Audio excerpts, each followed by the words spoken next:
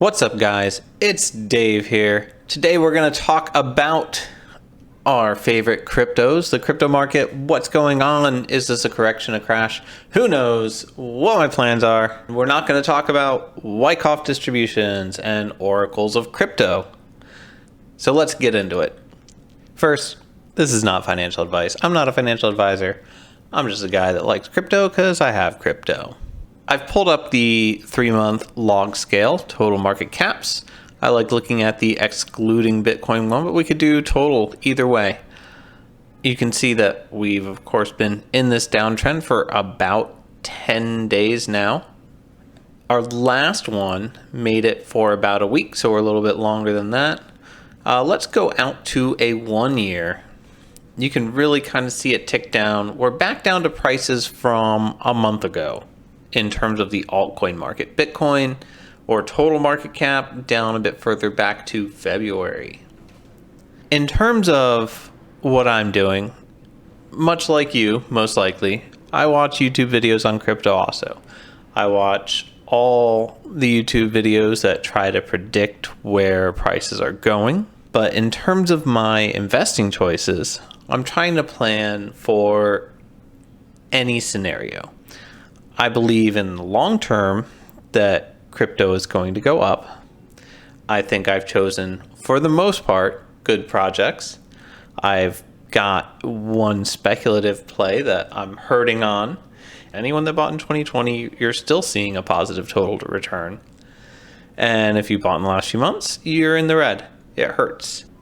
Now, this might not look that bad on this logarithmic scale, but make no mistake, my account, it looks rough.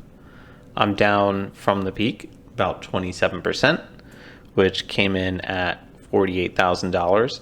It hurts. It hurts being down from a peak, but that's kind of the way crypto goes. And I think about how I plan moving forward from here, and I try to be very careful with my planning. I don't want to trust every video that I watch, everything I read. When I look at all the negative news, like the China crackdowns, I think back to 2017, because I remember hearing about China crackdowns back in 2017. And I read these current ones, I'm like, it sounds like the same thing. In fact, September 2017, they blocked access to foreign Bitcoin exchanges. And I believe they also plan to shut down Bitcoin exchanges. And in fact, back in 2017, a $1,000 price decrease was blamed on this, down to $4,000. Look at this, June 2019. No one was paying attention to Bitcoin at the time. Intensifies crackdown on Bitcoin mining. And of course, we have the current news, where it's pretty much the same thing. Individuals can still own it, I believe, but there's no exchanges that they can access. And you can't use it as payment, which I don't think anyone really did use it as payment in China. People were just using it for investment and speculation. Now that they could, because there were no exchanges in the first place. So the current news out there is just whatever. Now, we've all seen, I think recently, the Fear and Greed Index. But you look to the Fear and Greed Index, and what's interesting is this is the last year. You can see that we are in extreme fear, more than we've been in a year. But if we go back as far as we can see that we have had times of fear. This was inherently a good time to buy. A couple of these were also good times to buy. What we don't have here is the 2017 bull run, so we're kind of missing what that would look like. When I look at how this is measured, I feel like it could be a little bit cyclical. Like 50% of it's already based on the market itself, and then some social media and Bitcoin dominance, Google trend data. So what I noticed then when looking at the data is that the data points here sometimes are just a day or two behind or right on the market timing but I don't think of it as a predictor per se. I do take it into consideration. It helps you realize, hey, you're at a point where there's a lot of fear. It may be worth considering doing some buying.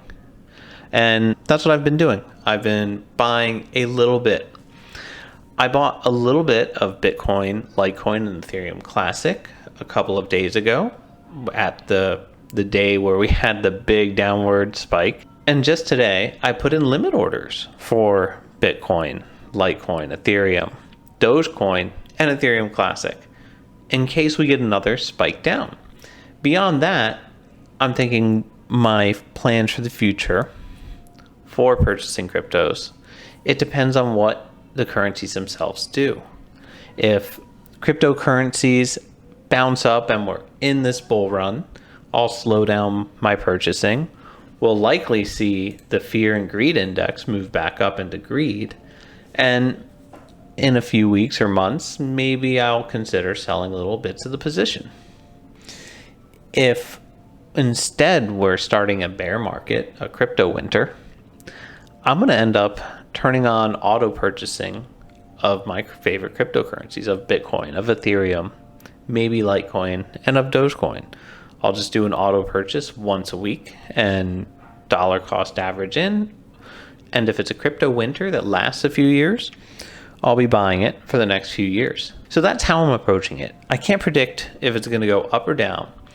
I think not going all in is the way to go for this. I'm just doing small position sizes. So if it does continue to go down, I'm not spending all my money on it right now. I'll still have firepower into the future to continue buying it. And if it ends up going up straight into a bull run to the moon, I'll have bought some, so I'll still be in it, and I'll have picked up a little bit more at these prices. So that's how I'm approaching it. I can't predict which way it's going to go, but we can look at some of these indicators and get a feeling like, yes, I'm fearful. Other people are fearful.